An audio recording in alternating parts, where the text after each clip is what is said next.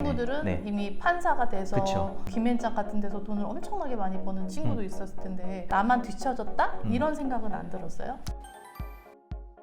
안녕하세요. 안녕하세요. 김수영TV에서 오랜만에 손님을 모셨어요. 저랑 21년을 알고 지낸 친구 한재우 작가 소개합니다. 자기소개 좀 해주시겠어요? 네, 저는 글을 쓰는 사람이고요. 지금까지 혼자 하는 공부의 정석, 365 공부 비타민 같은 책들을 썼고, 노력이라 쓰고 버티기라 읽는 에세이, 그리고 이번에 태도 수업이라는 인문학 책을 썼습니다. 그리고 유튜브 제우의 서재 운영하고 있고요. 그 밖에 강의로 사람들을 많이, 여러분들을 만나고 다니고 있습니다. 만나서 반갑습니다.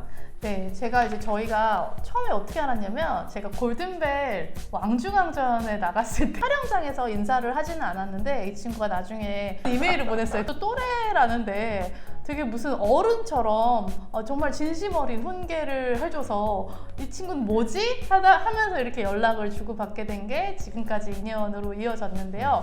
저는 이제 이 친구가 지난 21년 동안 살아온 걸 다 지켜봤어요. 근데 원래 서울대 법대를 들어갔죠. 네네. 공부를 얼마나 잘했던 거예요? 너무 오래전 얘기라서. 그러면 전국에서 한 몇 등 정도? 전국에서 한 150등 정도 했던 것 진짜요? 같아요. 네네. 고시 공부를 몇 년 했죠? 대학교 1, 2학년 때는 놀았고 한 4, 5년 정도 했는데 고시 공부는 잘 안 됐습니다. 네. 그 후에 그러면은 어떻게?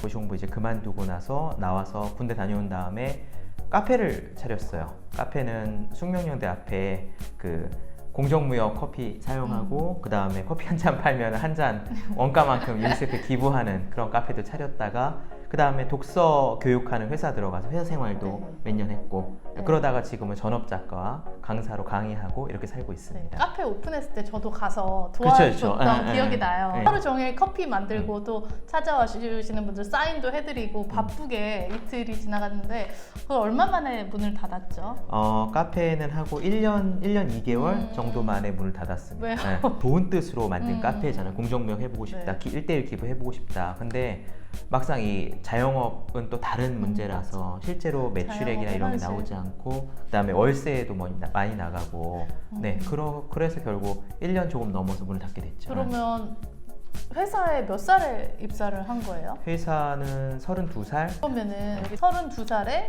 이제 신입사원이 되고 그때 어떤 심정이랄까? 그런 게 어땠어요? 32살 때 처음 취직해서 회사 나갈 때는 너무 좋았고요. 자영업 하시는 분들은 다 느끼시겠지만 에어컨도 내가 틀고 에어컨비, 히터비 다 나가는 거잖아요. 입사한 첫날에 한여름이었는데 이렇게 시원한데 가만히 있어도 그리고 매일매일 월급이 몇만 원이 나온단 말이지.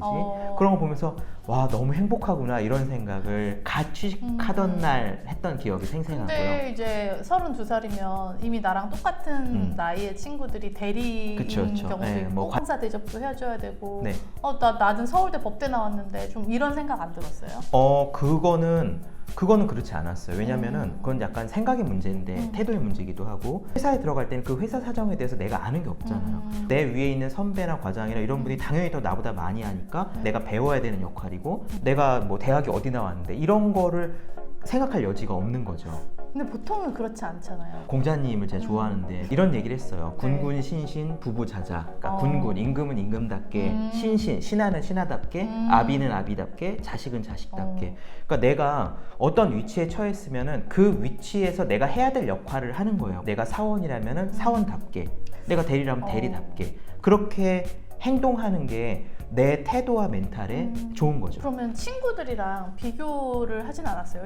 친구들은 네. 이미 판사가 돼서 그쵸. 김앤장 같은 데서 돈을 엄청나게 많이 버는 친구도 있었을 텐데 그런 친구들을 만났을 때 나는 사회생활도 늦었고 어떻게 보면 월급도 그러면 상대적으로 더 그쵸. 적었을 텐데 그런 부분에서 어떤 열등감이라든가 나만 뒤처졌다? 이런 생각은 안 들었어요? 두 가지인 것 같아요. 첫째는 인생에서 내가 선택한 거에 대해서는 책임을 진다는 자세가 기본에 있어야 돼요. 선택은 자유인데 그 선택에 따른 책임을 지는 거죠. 제가 고시 공부를 할 때 법학 공부가 별로 재미가 없었어요. 그러니까 열심히 안 하고 읽고 싶은 책을 막 읽었단 말이에요. 그리고 내가 카페도 차려보고 싶어서 하다가 망했죠. 그 다음 회사를 늦게 들어갔으니 내가 온전히 책임을 져야 되는 게 맞죠.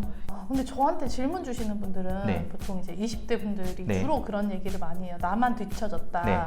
나만 망했다. 남들은 다 잘 나가는데 나만 이 모양이다. 왜 그런 생각들을 할까요? 그거는 첫째는 자기 선택에 대한 책임을 지지 않는 것도 있어요. 예를 들면은 대학에 들어갈 때 고등학교 때 공부를 굉장히 열심히 하고 막 희생한 사람들이 사실 상대적으로 더 좋은 대학을 갈 수가 있잖아요. 그만큼 공부를 안 했으면은 나중에 재수를 하든 대학교 가서 더 열심히 이제 그 커버하기 위해서 공부를 해야 되든 그것도 이제 책임을 지는 거죠. 그래서 내가 선택해서 살아온 삶에서는 내가 책임을 진다. 온전히 책임을 지고 받아들이는 자세가 있은 다음에야 지금부터 노력할 수 있는 자세가 그렇구나. 생기는 거죠. 이게 첫 번째고 또 하나는 내가 원래 고시를 붙었으면 어쨌을 텐데 라는 거. 그거는 일종의 집착이에요. 내가 스스로 상을 짓는, 내 이미지를 짓는 거죠. 내가 30살에는 뭐가 돼 있고 40살에는 연봉이 얼마가 돼 있고 하는 이 상에서 어긋나면은 그게 내가 고통으로 다가오는 거예요. 맞아. 근데 나는 이미 살아온 세월이 내가 원하는 하고 싶은 것들을 했어. 그러면 이미 그 상과 나는 멀어진 거잖아요.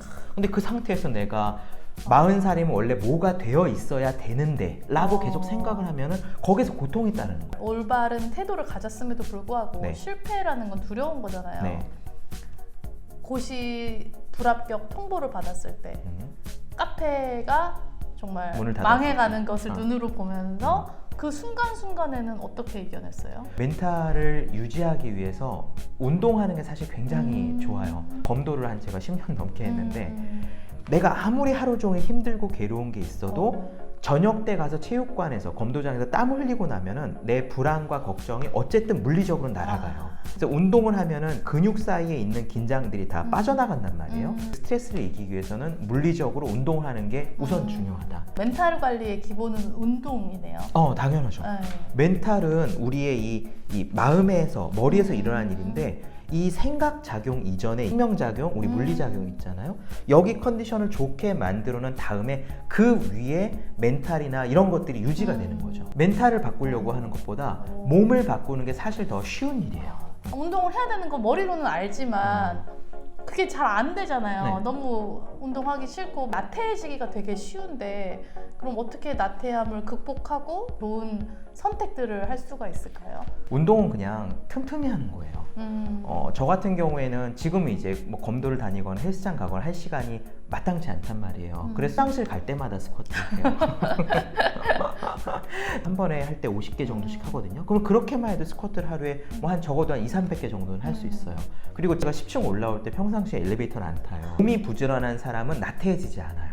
몸이 일단 막 우리가 그렇잖아요. 막 활성화돼 있어. 내가 막 몸이 막 날아다닐 것 같아. 침대에 누워있거나 소파에 이러고 있을 맞아, 때 맞아. 이 저절로 나태해지게 되잖아요. 그러니까 몸을 움직이게 만드는 게 나태함을 극복하는 제일 쉬운 방법인데 틈틈이 하면서 나를 계속 업시킨 상태를 만드는 거죠. 근데 그 순간순간 그 게을러지고 싶은 마음은 어떻게 해야 돼요? 그거는 마치 우리 마음속에는 아주 좋은 비유가 있어요. 네. 우리 마음속에는 두 마리의 늑대가 살고 있다는 아주 오래된 이야기가 있어요. 한 마리의 늑대는 게으르고 싶은 늑대, 자고 싶은 늑대, 움직이기 싫은 늑대. 다른 한 마리의 늑대는 나 움직여야지, 하기 싫어도 해야지, 뭔가 열심히 살아야지. 이 두 마리의 늑대 중에서 누가 이기냐라고 물었을 때 두 마리 늑대 중 네가 먹이를 준 늑대가 이긴다라는 이야기가 있어요. 그러니까 우리 속에는 누구나 다 똑같아요. 항상 게으르고 싶은 유혹에 시달리잖아요. 근데 그렇죠. 그럴 때 억지로라도 조금씩 운동하려는 늑대, 몸을 움직이려는 늑대에다가 먹이를 조금씩 주면은 이 늑대의 힘이 점점 세져서 그래도 우리가 조금 더 덜 나태한 사람으로 바뀌어 가는 거죠.